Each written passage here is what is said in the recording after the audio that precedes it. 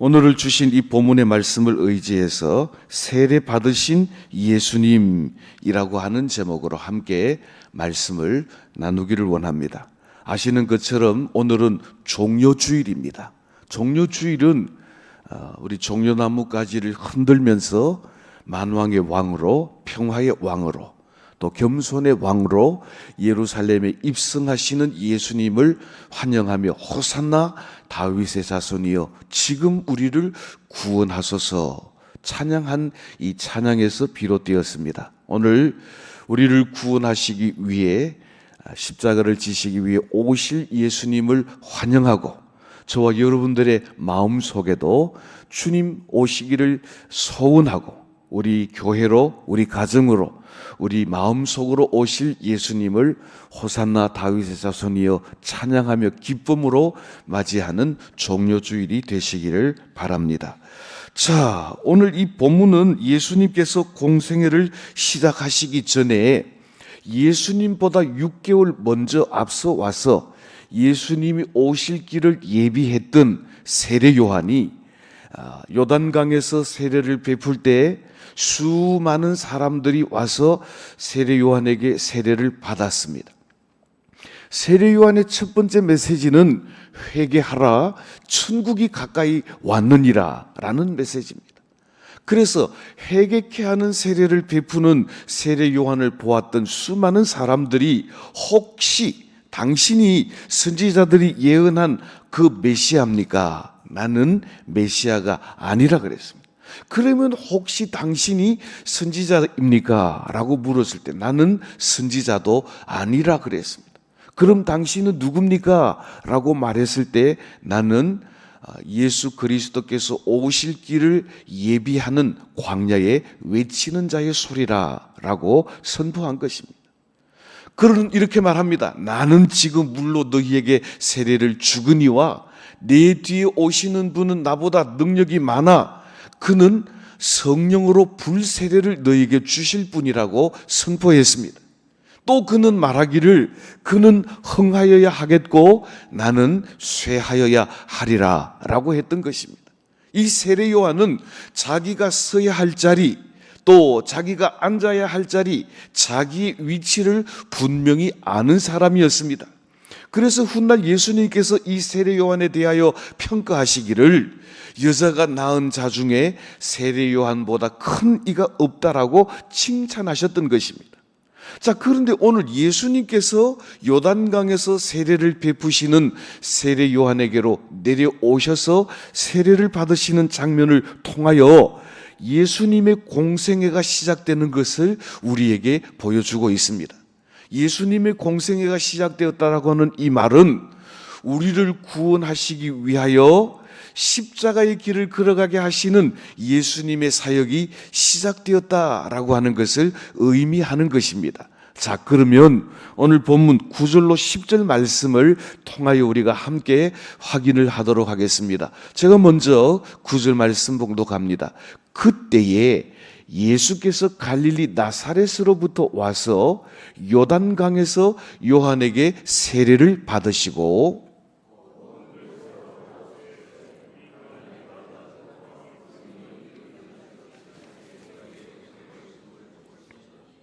아멘. 자, 오늘 여기 본문 9절을 시작하면서 그때 때를 가르치는 부사가 있는데 그때가 어느 때인가? 이 그때에 관해서 4절 말씀에서 이렇게 설명하고 있습니다. 자, 여러분들 성경 4절 말씀을 한번 보십시오. 제가 봉독해 드립니다. 세례 요한이 광야에 이르러 죄 사함을 받게 하는 회개의 세례를 전파하니 그때에, 다시 말하자면 세례 요한이 예수님보다 6개월 먼저 와서 요단강에서 회개케 하는 세례를 전파하고 세례를 주는 그때에 예수님께서 세례 요한에게 세례를 받으시기 위하여 요단강으로 내려오셨다라고 하는 것입니다. 자, 이 4절 말씀에 그때는 세례 요한이 요단강에서 세례를 베풀 때에 그때 예수님은 어디 계셨는가 하면 오늘 9절 말씀해 보니까 갈릴리 나사렛으로부터 이 요단강에 와서 세례를 받으셨다라고 하는 것입니다. 여러분, 갈릴리 나사렛은 마리아의 고향, 그의 아버지 세례 요한의 고향이었습니다. 그러니까 나사렛에서부터 왔다라고 하는 것은 예수님께서 그의 부모들과 함께 30세가 될 때까지 부모를 섬기며 그 일들을 감당하다가 이제는 공생애를 시작하시기 위하여 세례 받으시기 위하여 요단강으로 오셨다라는 것을 단정적으로 말씀하고 있는 것입니다. 그래서 우리가 예수님을 부를 때 나사렛 예수의 이름으로 명하노니 라고 이렇게 나사렛이라고 하는 이름이 붙는 이유도 예수님께서 나사렛에서 자라나셨기 때문이라고 하는 것입니다. 이제는 나사렛을 떠나서 요단강에 와서 세례를 받으심으로 본격적으로 예수님께서는 하나님께서 그에게 맡기신 공생의 사역, 십자가의 길을 걸어가시기를 시작하신다라고 하는 것입니다. 자, 그런데 우리가 한 가지 생각해 볼 문제가 있습니다. 아니, 예수님은 하나님의 아들이신데, 예수님은 죄도 없으신데 왜 굳이 세례 요한에게 오셔서 세례를 받으실 필요가 있으셨는가라고 하는 이 문제입니다.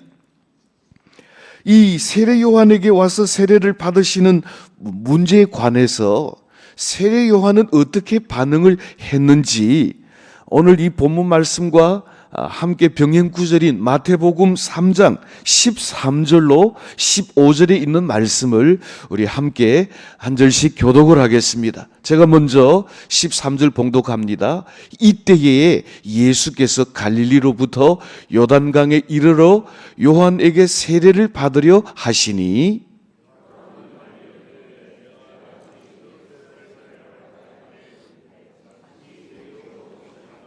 우리 다 같이 합니다. 예수께서 대답하여 이르시되 이제 허락하라. 우리가 이와 같이 하여 모든 의를 이루는 것이 합당하니라 하시니 이에 요한이 허락하는지라. 아멘. 그러니까 예수님께서 나사렛에서 오셔서 세례 요한에게 세례를 받으시기까지의 과정에 대한 설명을 마태가 좀 더 자세하게 설명하고 있는데 13절 말씀에 또 여기는 이때에 라는 말로 시작하고 있습니다. 마가는 그때에 세례 요한이 요단강에서 세례를 베풀 그때에 예수님께서 갈릴리 나사렛으로부터 오셨다라고 했는데 마태는 이때에 세례 요한이 요단강에서 세례를 베푸는 이때에 예수님께서 갈릴리로부터 오셔서 요한에게 세례를 받으셨다라고 하는 것입니다. 그래서 예수님께서 세례를 받으실 때는 우리가 하는 것처럼 물을 뿌리는 것 그런 정도가 아니라 요단강에 내려가셔서 요단강 물 속에 푹 잠기는, 그래서 침례를 받으셨다. 그 침례교가 왜 침례교인가 하면 예수님께서 세례를 받으실 때 물을 뿌린 게 아니고 물 속에 팍 잠궜다고 해서 침례입니다. 그래서 그런 차이가 있지만 침례교단은 매우 복음주의적인 교단입니다. 자, 예수님께서 요단강에 오셔서 물 속에 잠기는 세례를 받으시려고 할 때 세례 요한이 극구 말렸습니다. 왜냐하면 세례 요한이 이전에도 증거한 것처럼 나는 물로 세례를 베풀지만 내 뒤에 오시는 분은 나보다 능력이 많으셔서 성령으로 세례를 베푸실 때 불세례를 베푸실 분이라고 그렇게 자랑하고 또 세례 요한이 소개를 했는데 그분이 오셔서 자기에게 세례를 받으시겠다고 하니 얼마나 황송했겠습니까? 그래서 오늘 본문에서 뭐라고 말합니까? 14절 보니까 요한이 말려 이르되 차라리 내가 당신에게 세례를 받아야 마땅한데 어떻게 내게서 세례를 받으려고 합니까? 세례 요한은 예수님의 세례를 극구 말렸다는 것입니다. 그런데 이게 중요합니다. 왜? 예수님은 하나님의 아들이신데, 왜 예수님은 죄도 없으신데 이 세례를 굳이 받으시려고 하셨는가? 그 이유를 15절 말씀에서 이렇게 말씀합니다. 이제 허락하라. 이와 같이 하여 모든 의를 이루는 것이 합당하니라 라고 말씀합니다. 저를 한번 따라 하실까요? 예수님의 세례는 하나님의 의를 이루는 것입니다. 의가 뭡니까?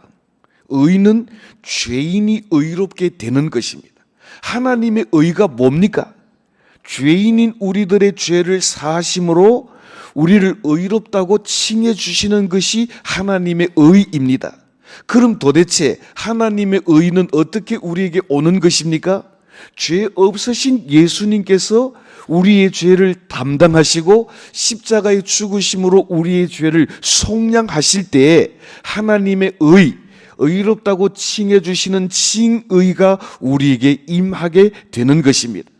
자, 예수님께서 세례를 받으시는 것은 예수님이 죄가 있기 때문이 아니고, 또 예수님께서 세례를 받으시는 것은 하나님의 아들인데 하나님의 아들로서 자기 위치를 뽐내고 자랑하기 위해서가 아니라 하나님의 아들, 그 존귀한 보좌와 영광을 내려놓으시고 죄인과 자신을 동일시하심으로 말미암아 어떻게 죄 사함이 이루어지는가를 예수님께서 세례를 받으심으로 말미암아 증거하시기 위함이라고 하는 것입니다.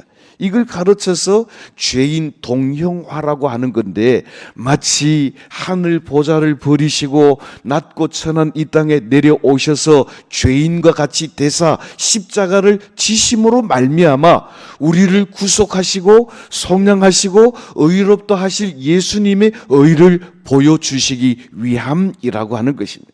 그러니까 예수님께서 세례를 받으시는 것은 오늘 예수님께서 마태복음 3장 15절에서 설명하시는 것처럼 모든 의, 하나님의 의를 드러내시기 위함이라고 하는 것입니다. 그렇습니다.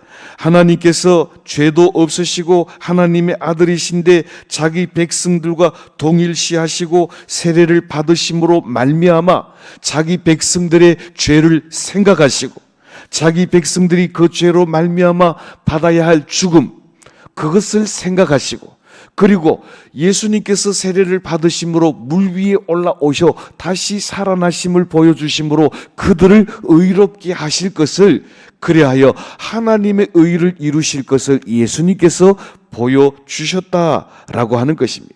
참 놀라운 것은 예수님께서 하늘 영광을 버리시고 세례를 받으심으로 말미암아 하나님의 의를 이루실 때, 조금 이따가 설명을 하겠습니다만은 세례라고 하는 이 밥티조라는 헬라어 말에는 두 가지 의미가 있습니다.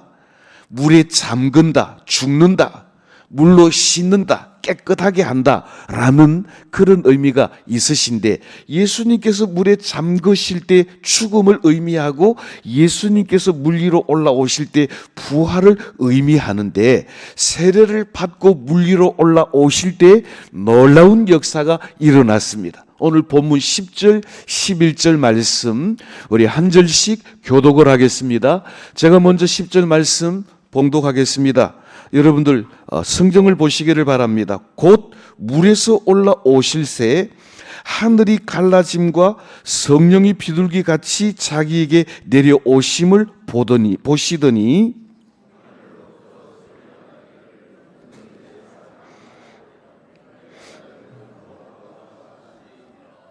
아멘.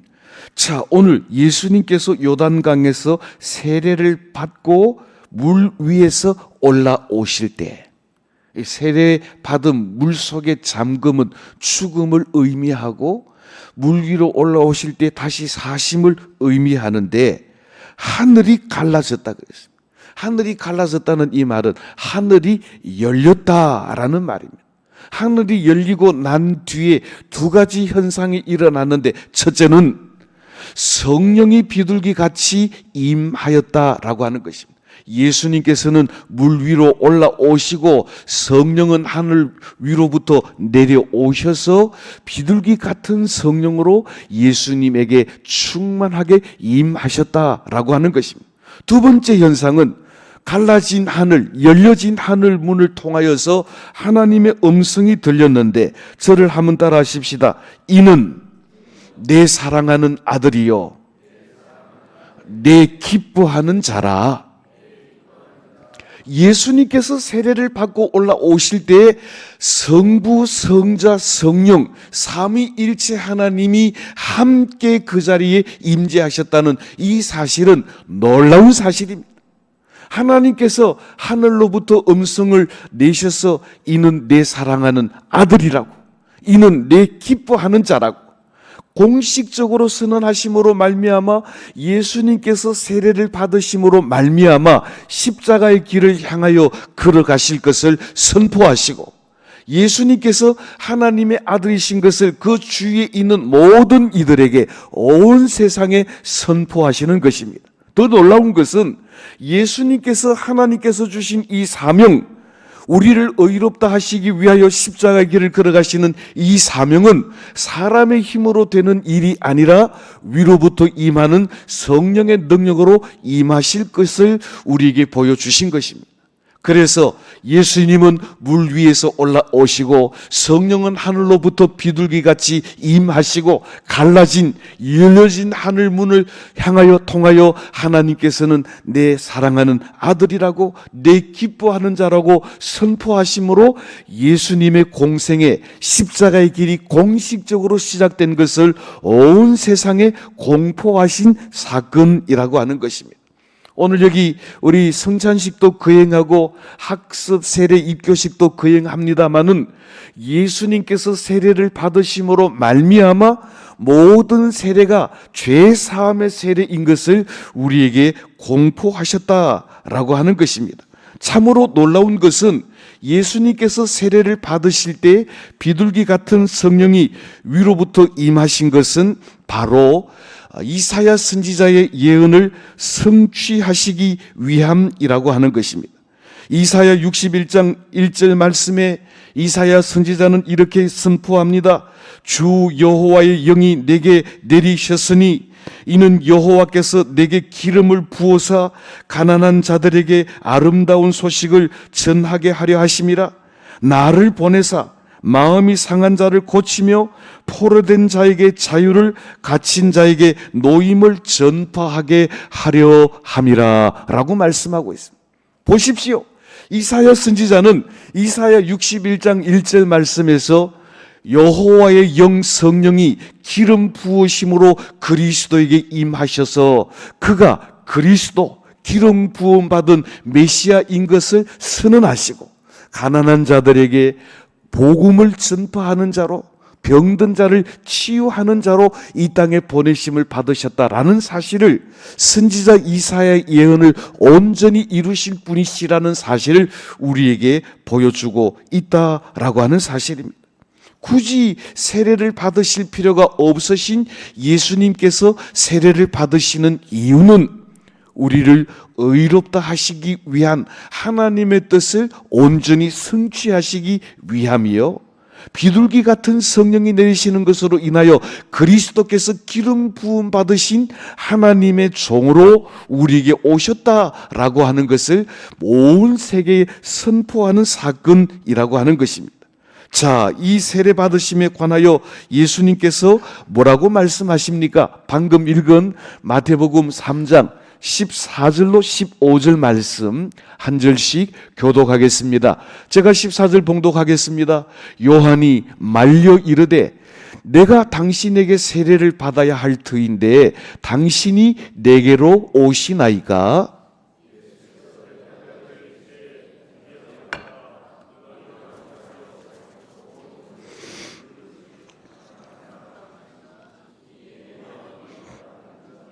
아멘. 예수님께서 세례를 받으심으로 모든 의, 하나님의 의를 이루시는 분이시다라고 하는 것을 선포하셨다는 것입니다.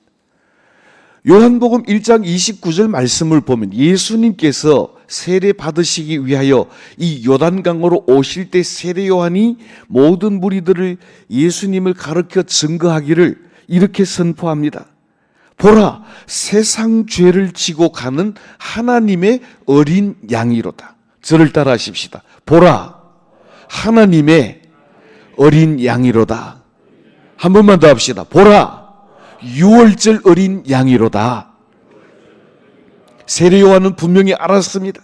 예수님께서 요단강으로 오시는 것은 단순히 세례 한 번 받기 위해 오시는 것이 아니라 유월절 어린 양으로, 하나님의 어린 양으로 십자가를 지시는 공적인 생애를 시작하시기 위해 오시는 하나님이 보내신 그분, 성령으로 기름 부음 받은 그리스도 그분, 하나님의 어린 양으로 죽임당하시고 우리를 의롭다 하실 그분이시라는 사실을 분명하게 선포하고 증거했다라는 사실입니다. 그래서 예수님께서는 세례를 받으신 것이 단순히 물뿌림이 아니라 요단강 깊은 곳에 내려가서 물에 잠근다. 이 잠근다는 말은 죽음을 의미하는 것입니다. 작년 여름에 물에 들어가고 아직까지 올라오지 않은 사람은 죽은 사람입니다. 물 속에 잠긴다는 말은 옛 사람은 죽고 새 사람으로 살겠다라고 하는 다짐이라는 것입니다. 또 이 세례라고 하는 말은 뿌린다, 씻는다라고 하는 의미가 있는데, 아마 여러분들 아무리 못해도 한 주일에 한 번 정도는 목욕을 하는 이유가 무엇입니까? 냄새 나는 것, 더러운 것 깨끗하게 씻어 정결하게 하기 위함 아니겠습니까? 그러니까 세례의 진정한 의미는 예수 그리스도의 보혈로 우리의 죄 씻음을 받아 하나님 앞에 정결된 자로, 하나님의 자녀로 세우심을 입게 하는 놀라운 은혜인 것을 예수님의 이 세례 사건을 통하여 우리에게 보여주신다라고 하는 것입니다. 이제 말씀을 맺겠습니다. 예수님께서 세례를 받고 요단강에서 올라오실 때 성령의 비둘기 같이 또 하늘이 갈라지고 하늘이 열리고 하나님의 음성이 이는 내 사랑하는 아들이요 내 기뻐하는 자라고 선언하심으로 말미암아 예수님이야말로 세상 죄를 지고 가는 하나님의 유월절 어린 양으로 하나님의 공의를 이루시기 위하여 우리의 모든 죄를 담당하시기 위하여 십자가의 길을 걸어가실 메시아 그리스도가 되신 것을 선포하셨다라고 하는 것입니다. 또 다른 의미에서 본다면 세례 요한이 예수님보다 6개월 먼저 와서 예수님이 오실 길을 예비하는 광야에 외치는 자의 소리로 회개하라 천국이 가까이 왔느니라고 선포하고 또 하나님의 나라를 증거하다가 이제 예수님께서 세례를 받으시고 공생애를 공식적으로 시작하심으로 말미암아 이제 선지자 시대는 끝이 나고 그리스도 메시아 시대가 시작된 것을 알리는 사역의 바톤 터치가 이루어지는 것을 우리에게 보여주고 있다라고 하는 것입니다.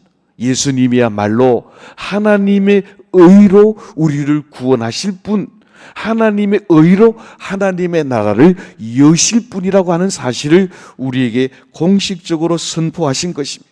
사랑하는 성도 여러분, 오늘 우리는 고난주간 첫째 날을 시작하면서 종려주일을 맞이합니다.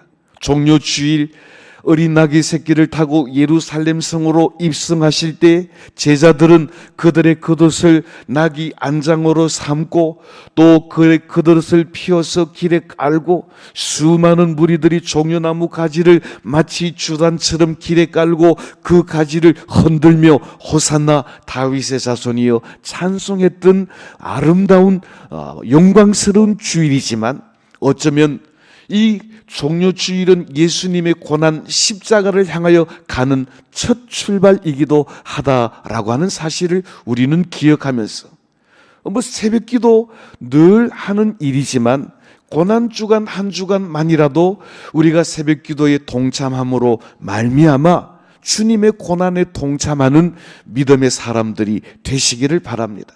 우리 지난 시간에도 말씀드렸습니다만 새벽기도 이거 누가 만들었노? 누가 만들었는 게 아니고 예수님께서 만드셨습니다. 새벽 오히려 미명의 한적한 곳으로 나가셨어.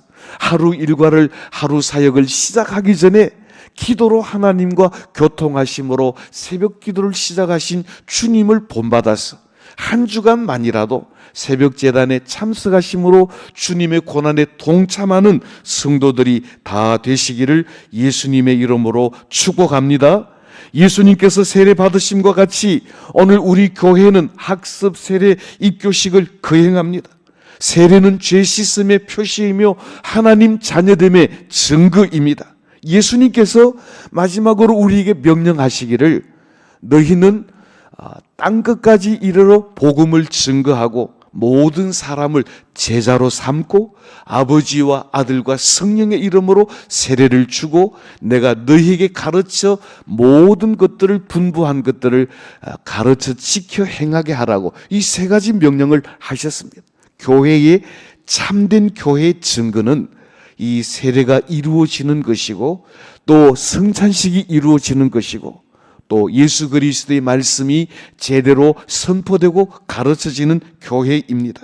그러므로 우리는 주님께서 우리에게 명령하신 이 명령을 주님 오시는 그날까지 행함으로 말미암아 주님이 기뻐하시는 교회, 주님의 참된 제자로 아름다운 삶을 살아내시는 태연의 모든 성도들이 다 되셔서 십자가의 길을 걸어가신 주님의 뒤를 따르는 제자로서 십자가를 자랑하고 십자가를 증거하는 우리 대구 태연교회와 온 성도들이 다 되시기를 예수님의 이름으로 축복합니다.